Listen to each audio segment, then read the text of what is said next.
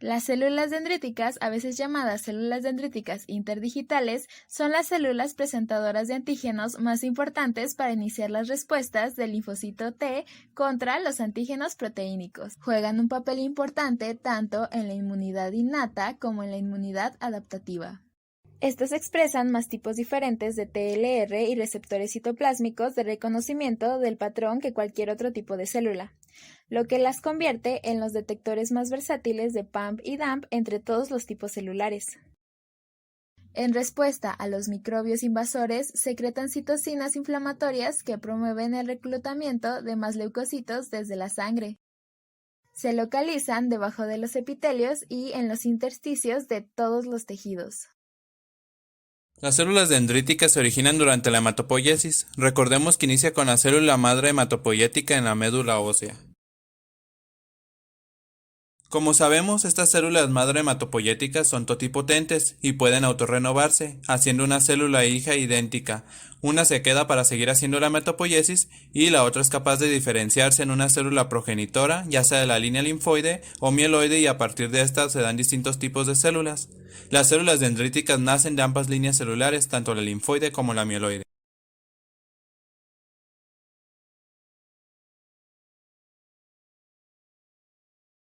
Están presentes en tejidos, órganos linfoides y no linfoides, así como circulantes en linfa aferente y sangre periférica. Reciben diferentes nombres según la ubicación, pero guardan características y funciones similares entre sí. Fuera del tejido linfoide son abundantes en piel, faringe, esófago, vagina, ectocervix y ano, y en las superficies mucosas del sistema respiratorio y gastrointestinal. Aparecen en las regiones T dependientes de los ganglios linfáticos y vaso, donde se les conoce como células interdigitantes. Las células dendríticas foliculares se encuentran en los centros germinales de los folículos secundarios de las áreas de linfocitos B de ganglios linfáticos. En linfa aferente se le conoce como células veladas, representado de células de Langerhans migrante en tránsito desde la piel al ganglio linfático.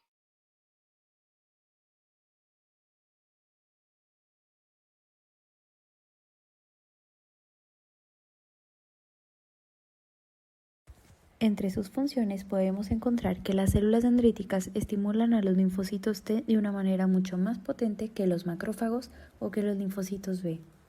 Estas células dendríticas juegan un importante papel como nexo de unión entre la respuesta inmune innata y adaptativa. Estas células actúan como centinelas naturales del sistema inmune, buscando y detectando posibles agentes patógenos como virus, bacterias y hongos mediante los diferentes receptores que poseen en su superficie. Una vez que entran en contacto con el patógeno, las células dendríticas se activan, maduran y liberan diferentes citoquinas proinflamatorias implicadas en la defensa innata del huésped. Además, tienen la capacidad de capturar y degradar las sustancias ajenas al cuerpo, mediante un proceso que se llama fagocitosis. En la presentación de antígenos, las células dendríticas van a presentar fragmentos de estos unidos al complejo mayor de histocompatibilidad en su superficie. Posteriormente van a migrar al ganglio linfático, donde lo van a mostrar a los linfocitos T estas sustancias ajenas.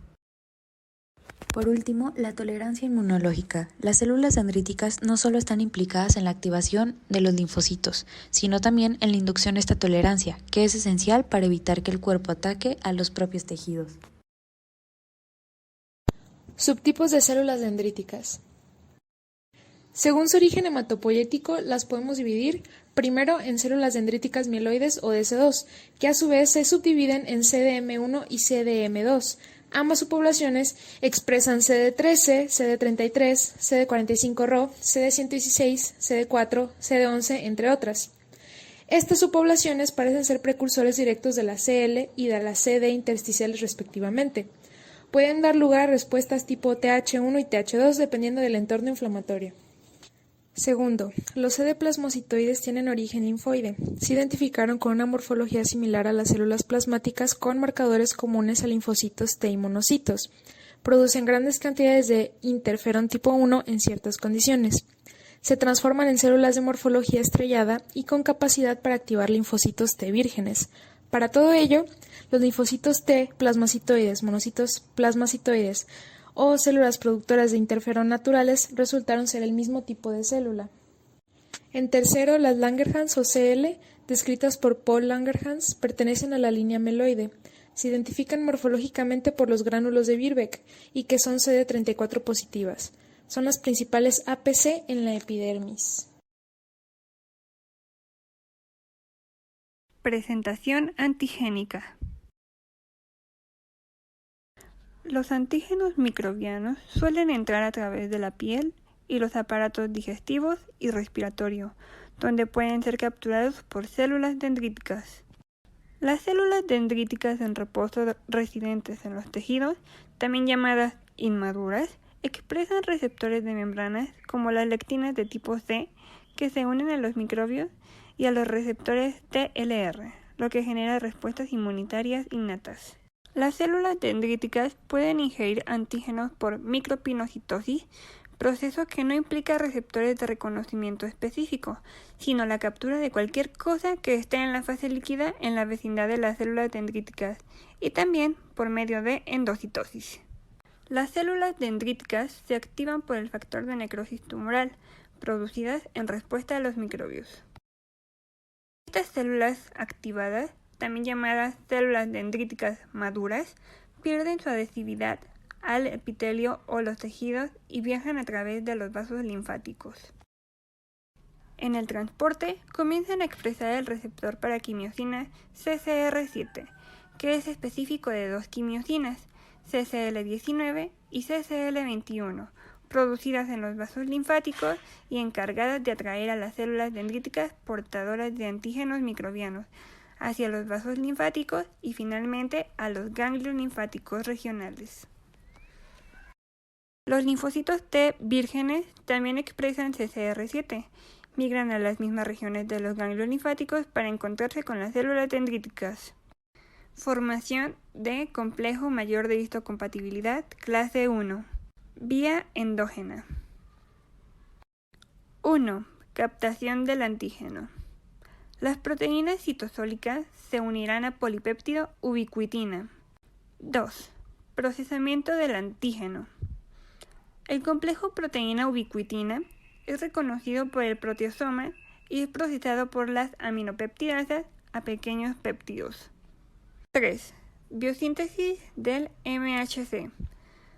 Los péptidos resultantes son traslocados por el complejo TAP hacia el interior del retículo endoplásmico y el complejo TAPACIN se encarga de unir el MHC de clase 1. Y en el retículo endoplásmico, los péptidos se adhieren al sitio de unión a péptido de una molécula del MHC de clase 1 naciente, dándole estabilidad a la misma. Asociación del péptido al MHC. El complejo MHC de clase 1, ya una molécula madura, comienza a migrar hacia la membrana plasmática y después se expresa en la superficie. Formación del complejo mayor de histocompatibilidad clase 2. Vía exógena. Por esta vía se procesan proteínas extracitosólicas que fueron endocitadas a pequeños péptidos. Los péptidos resultantes se unen a moléculas del complejo mayor de histocompatibilidad de clase 2 y se expresan en la superficie celular y serán presentados a los linfocitos TCD4. Esta vía solo está presente en los APC profesionales, como vienen siendo los macrófagos, los linfocitos B y las células dendríticas. Un antígeno se une a un receptor y comienza la fagocitosis, donde la membrana engloba al antígeno formando el fagosoma. Después comienzan a llegar lisosomas y conforman al fagolisosoma e inicia la digestión celular, en donde se transforman en pequeños péptidos. Las moléculas del complejo mayor se generan en el RER. A diferencia de las clase 1, el tipo 2, su sitio de unión a péptido estará ocupado por una cadena invariante, lo que le da estabilidad a la molécula, y hace que comiencen a migrar hacia la membrana o se empaquen en una vesícula y se van hacia un fagolisosoma.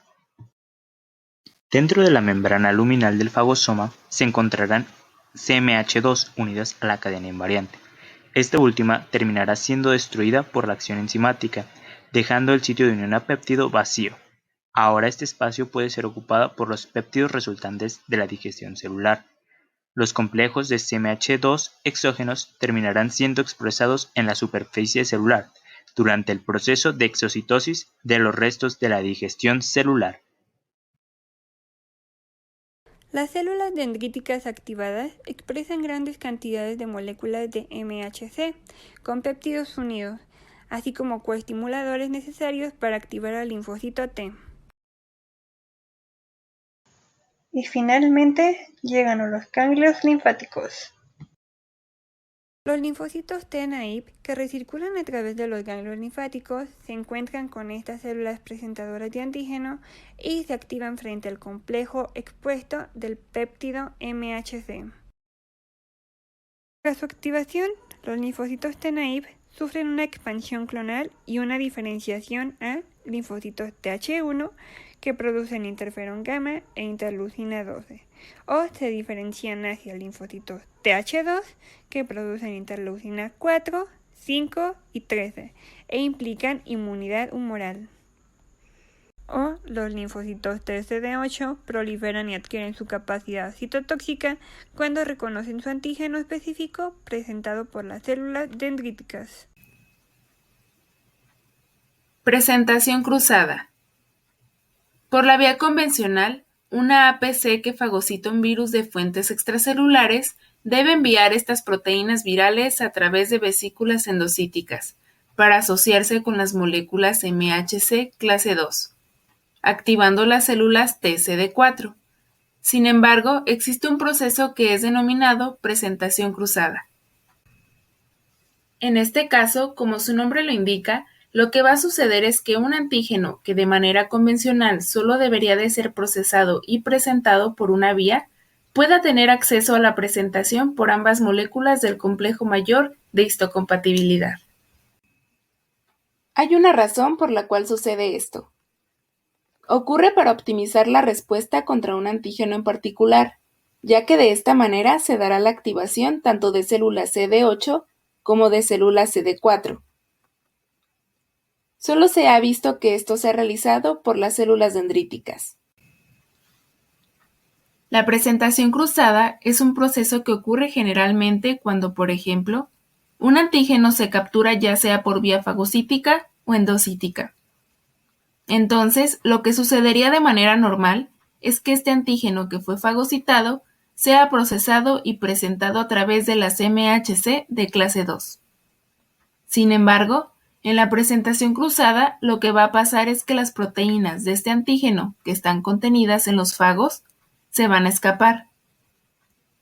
Esto puede ser aparentemente por la formación de poros o por la degradación de los fagos debido a diversas enzimas. Entonces, después de escapar, estas proteínas van a llegar al citoplasma, por lo que tendrán acceso a la vía endógena.